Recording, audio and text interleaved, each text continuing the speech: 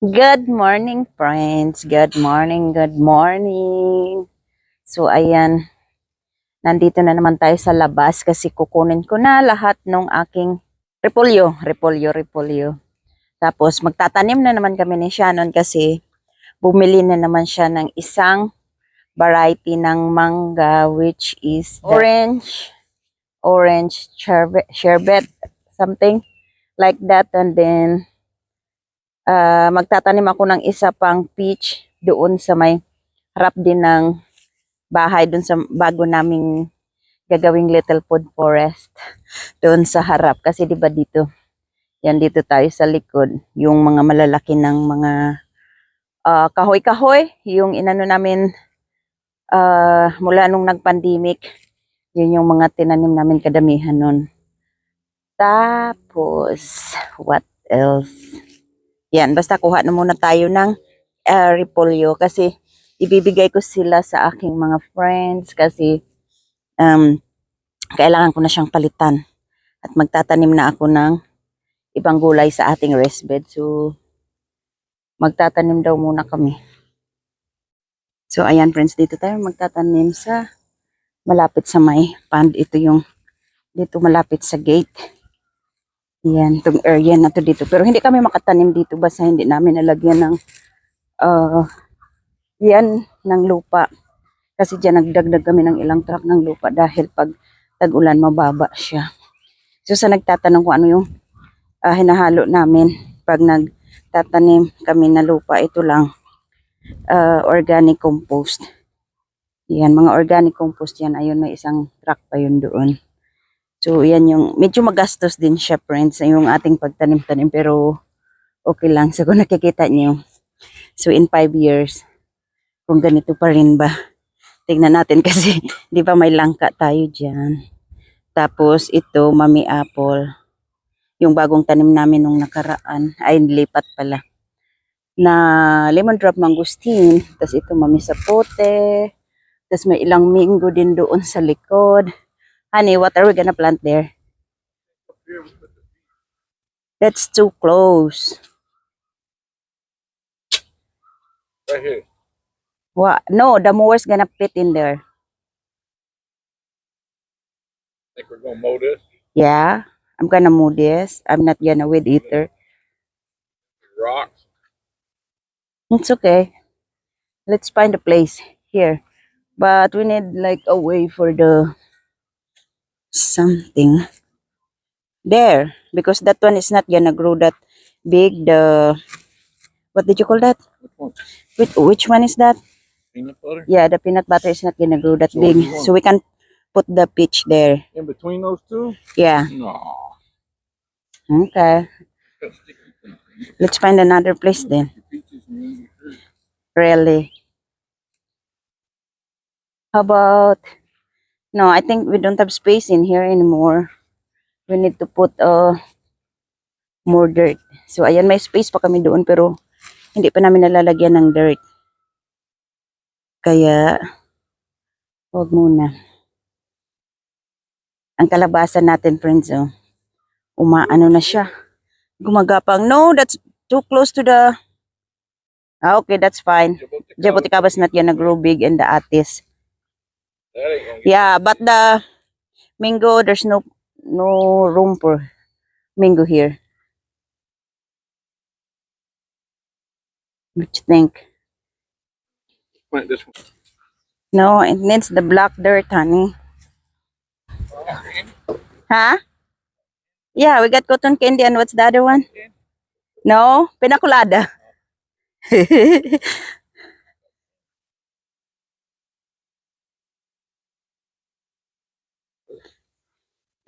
We need the black dirt. Yeah. We don't have container. Okay. What we're gonna do? I'll go dig the hole for the peach. You go get the container. Okay. Very fair. I'll do this one with the peach. Han? Yeah. Why is it behind? I want. It's fine. Huli may dumarating. Your coffee.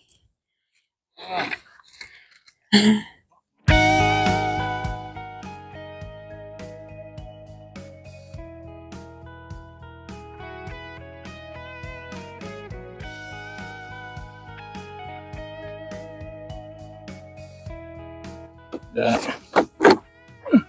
Hold it Yeah, perfectly straight. there. I said perfectly straight, honey. Yeah, that's perfect. Like me. Oh, look, there's a Coca-Cola. Yeah, I know. I just said that. When? There we go.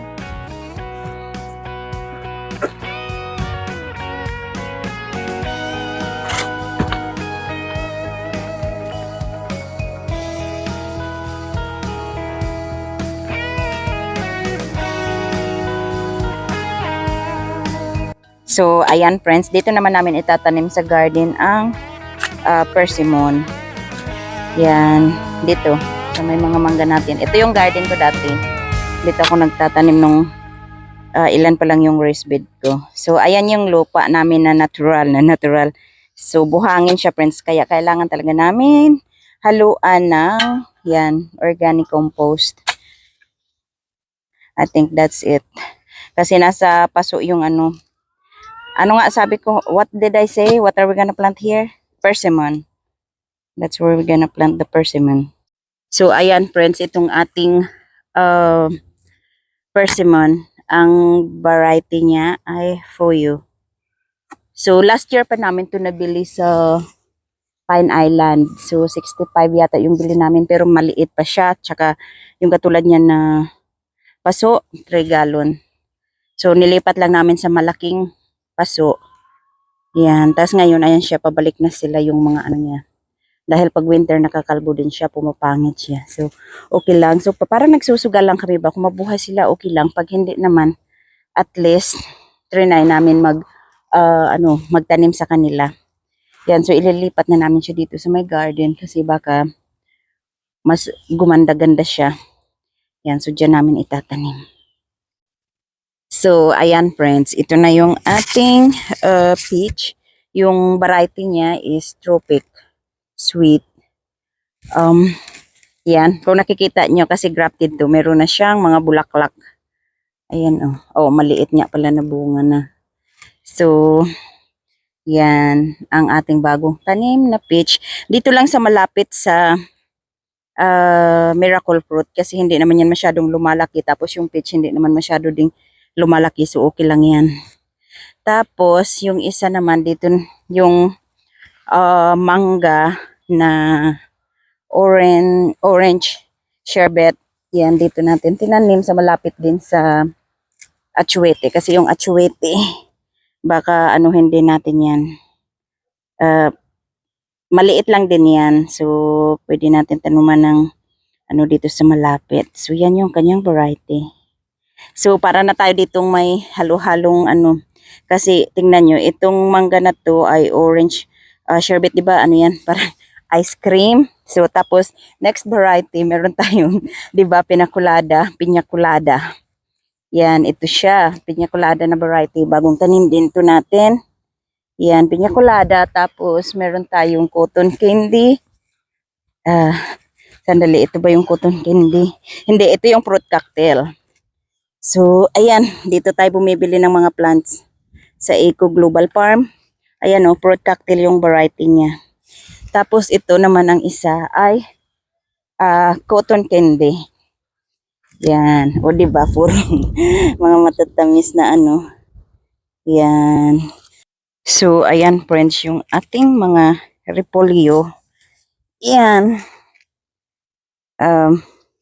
Mga matatanda na po sila friends kasi March na ngayon. Yan, kung makita nyo yung aking medyas dyan na iba-iba ang kulay, bayaan nyo na kasi ano yan, pagkatapos po isuot, itatapon na yan yung mga sapatos ng mga bata, medyas ng mga bata. Yan. O, diba? So, yan yung mga medyas ng mga bata na wala na partner kasi hindi na makita. Pagkatapos ko na ito isuot, itatapon na lang yan para magamit ko pa. Kasi ang dami namin yan. Siguro isang, malapit na isang sako. Walang mga partner na mga medyas. Ayaw ko naman maghanap. So, ayaw ko mas stress sa kakahanap. So, ayan na pala siya friends. Yan. Meron pa. O, diba? So, 5 piraso lang to natira friends ng ating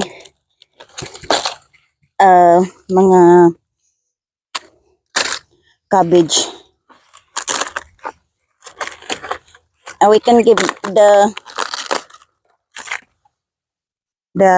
what did you call that? The leaves to the chicken, hun.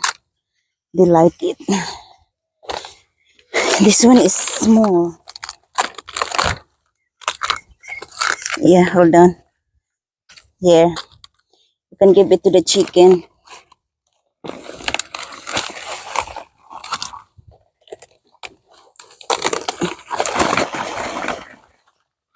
You got something? This work or no? Need something bigger?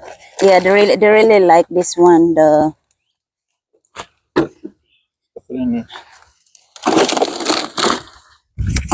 our what did you call this?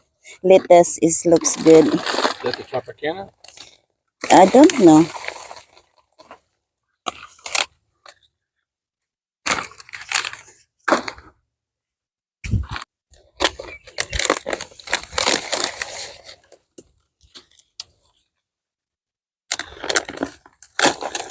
Okay. Time to plant another stuff. Oh, di ba friends? Gustong gusto yan nila. Mamaya pagbalik natin mga tangkay-tangkay na lang yung natira. So, that's it friends for our video today. Thank you so much for watching. Bye! Mag-iingat po kayo. God bless.